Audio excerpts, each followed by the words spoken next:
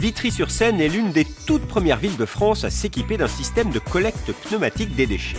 Et comme pour toute innovation, un nouveau système interpelle bon nombre d'habitants. Pour cela, élus et techniciens étaient venus à leur rencontre dans le square Balzac afin de leur présenter le projet et répondre à toutes leurs interrogations. Et là, je le mets pas.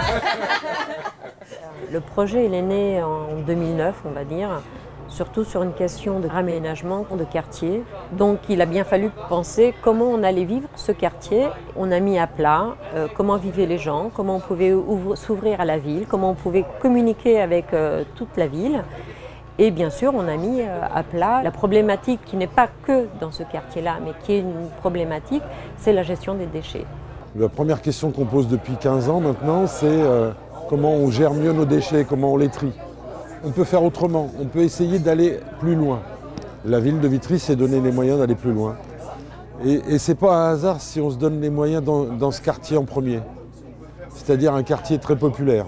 Le fait de mettre un système moderne en place, tout de suite on sait que ça interpelle, tout de suite on sait que les gens vont se poser des questions. C'est un projet, d'accord, il est mis sur pied, on voit un petit peu les installations qui sont faites. Maintenant après, est-ce que ça va bien marcher? J'ai vu fonctionner le truc en Espagne, voilà, ça marche, ça marche. Ah, moi j'étais bluffée. Quand un outil est simple et à la fois qui est performant, ça me donne vraiment envie de le prendre. Ce qui va changer vraiment, c'est qu'aujourd'hui, au quotidien, la personne va pouvoir jeter ses déchets 24 heures sur 24, 7 jours sur 7. Où vont atterrir les poubelles? Et ces déchets, ils seront aspirés jusqu'à un terminal où là, ils seront stockés dans des conteneurs qui partiront ensuite en traitement. Alors les conteneurs donc, sont remplis par le système il faut à peu près 1 journée à 2 journées pour les remplir complètement. Il faut à peu près une vingtaine de mètres cubes, ce qui est plus gros que les bennes à ordures classiques qu'on voit dans les rues. Donc une fois qu'ils sont remplis, un camion vient les chercher et ils sont acheminés à un centre de traitement de déchets. Donc pour ce qui nous concerne à Vitry, ça sera le centre du SICTOM à Ivry-sur-Seine. À partir de là, il y a plusieurs filières. Pour ce qui concerne les ordures ménagères, ils sont essentiellement mis en incinération par le système du SICTOM pour produire de la chaleur, qui d'ailleurs est utilisée après pour le chauffage. Pour ce qui concerne les déchets dits de recyclage, les déchets de tri, ils sont retriés et envoyés dans différentes filières pour récupérer soit le carton, certains plastiques et un certain nombre d'autres éléments de matières premières réutilisés dans l'industrie. Alors, donc cette collecte s'inscrit dans une démarche de développement durable parce que en fait, elle est un outil, je crois, pour optimiser le travail qu'on fait sur la gestion des ordures. Et là, on est avec un outil technique qui va permettre de favoriser ça. L'odeur, s'il y a de l'odeur qui va remonter déjà, parce qu'on est en dessous quand même, on est dans les bâtiments en dessous. Alors le système collecte pneumatique n'a pas d'odeur. Pour une raison simple, c'est que c'est un système qui est en permanence en dépression. C'est-à-dire qu'on a une bouche d'air qui aspire de l'air à côté du point de collecte et l'ensemble du réseau est en permanence en dépression. Donc si on peut imaginer que les ordures ménagères produisent des odeurs, ces odeurs sont capturées, sont piégées à l'intérieur du réseau lui-même. Donc les bornes n'ont pas d'odeur. Mais ce qui me fait énormément peur, c'est la citoyenneté, que les gens ne déposent pas les sacs par terre. Moi, c'est ça qui me fait le plus réflexion. Sinon, c'est un projet vraiment super.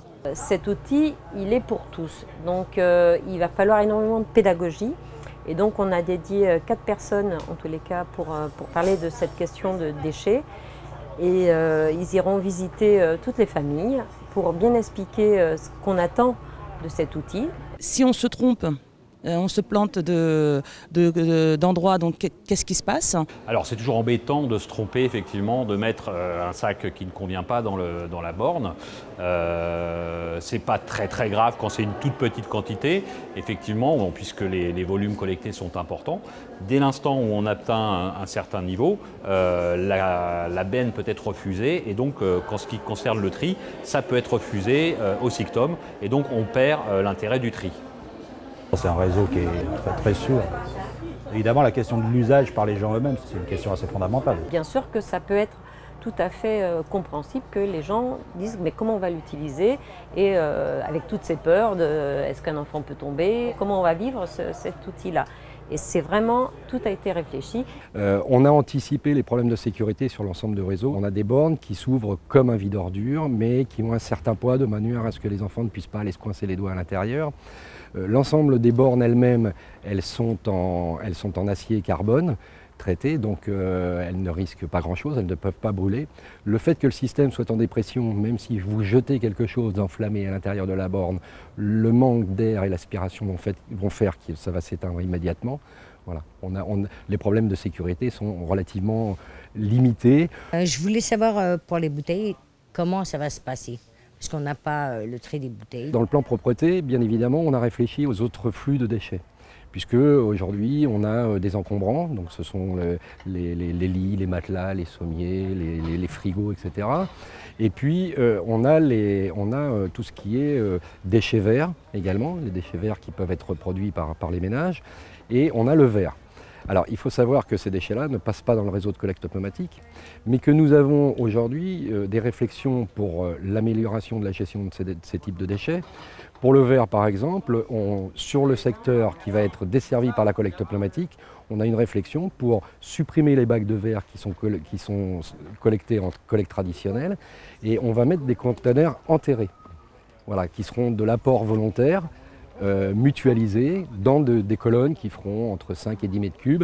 Et à partir de là, voilà, ça permettra de également limiter le nombre de véhicules qui circuleront sur le territoire de la ville. Tout nouveau projet se paye, donc qui va payer la note? Est-ce que ça va être réparti entre les contribuables? Si oui, combien? Cette opération a un coût important, il ne faut pas se le cacher, c'est des vrais travaux ambitieux, c'est un sujet moderne, donc il y a de la technologie, donc tout ça c'est un coût. Comment on le finance? On le finance avec la taxe d'ordures ménagères qui existe sur notre ville et pour lequel nous avons arrêté depuis très longtemps le principe de son évolution régulière. C'est-à-dire, on n'a pas décidé de la multiplier par 2 ou par 3 à un moment, on a décidé de la faire évoluer tous les ans un petit peu. Et si on a décidé de la faire évoluer, ça nous fait quand même rester en dessous du coût moyen qui existe dans le département et en région parisienne. C'est des gros travaux, mais c'est de l'investissement. Mais en fonctionnement, c'est évident que ça sera un peu moins cher. Même de camions, moins de fuel. Par exemple, si je regarde l'OPH, on a déjà un peu réfléchi. Ça veut dire que pour les agents de maintenance, il y aura moins de manip de poubelles, on va pouvoir faire autre chose. D'autres tâches de proximité, d'entretien.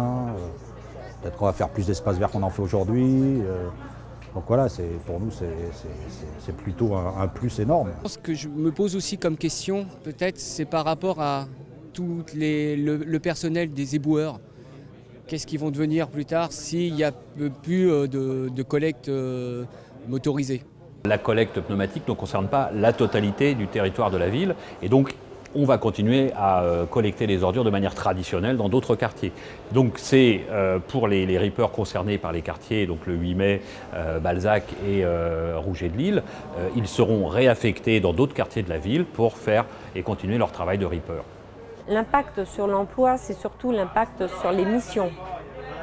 Puisque aujourd'hui, la collecte pneumatique, enfin en tous les cas les rippers qui ramassent au quotidien les poubelles, c'est un métier dangereux, c'est un métier qui doit évoluer.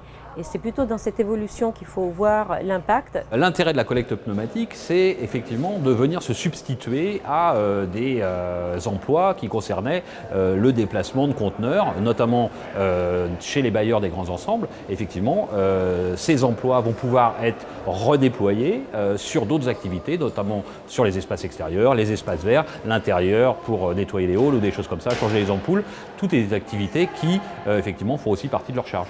La collecte pneumatique va créer de l'emploi, puisque le réseau, bien évidemment, aujourd'hui il est en cours d'installation, mais demain il va falloir le faire fonctionner et l'entretenir. Donc il y aura des emplois de créer derrière. Si j'ai bien compris, ça ne va pas dans tout Vitry. Et je trouve ça vraiment particulièrement dommage si ce n'est pas étalé dans tout Vitry.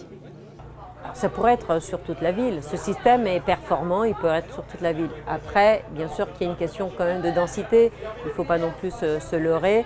Il y a quand même un coût habitant qui fait que l'intérêt pour que ce soit vraiment un outil pérenne et satisfaisant, il faut qu'il y ait un niveau, en tous les cas, de ramassage qui soit intéressant. Alors aujourd'hui, le système ne sera développé que dans les secteurs d'habitat collectif, grands ensembles et secteurs assez denses. Pourquoi? Parce que le système est un peu coûteux et il doit être rentabilisé avec un maximum d'utilisation et d'utilisateurs potentiels. En ce qui concerne les autres secteurs de la ville, le secteur d'habitat pavillonnaire, aujourd'hui, on ne peut pas se permettre de mettre des bornes devant chaque maison dans le secteur pavillonnaire, donc ce système ne sera pas développé dans un premier temps sur ces types-là. Il n'est pas exclu que dans les dizaines d'années qui viennent, peut-être dans 10, 20 ans ou 30 ans, ce système ne soit pas également développé dans les habitats pavillonnaires. On est en étude de faisabilité sur une autre partie de la ville, toute la partie qui est le long de la Seine, et on engagera une dernière étude de faisabilité sur la partie nord du territoire, en sachant que les collectifs qui ne pourront pas être équipés de collecte pneumatique, pour des raisons techniques, on a une réflexion également au niveau de ces collectifs pour voir comment est-ce qu'on peut améliorer également la condition de gestion de leurs déchets. C'est comme l'eau. L'eau aujourd'hui elle arrive partout, heureusement, on est quand même au 21e siècle.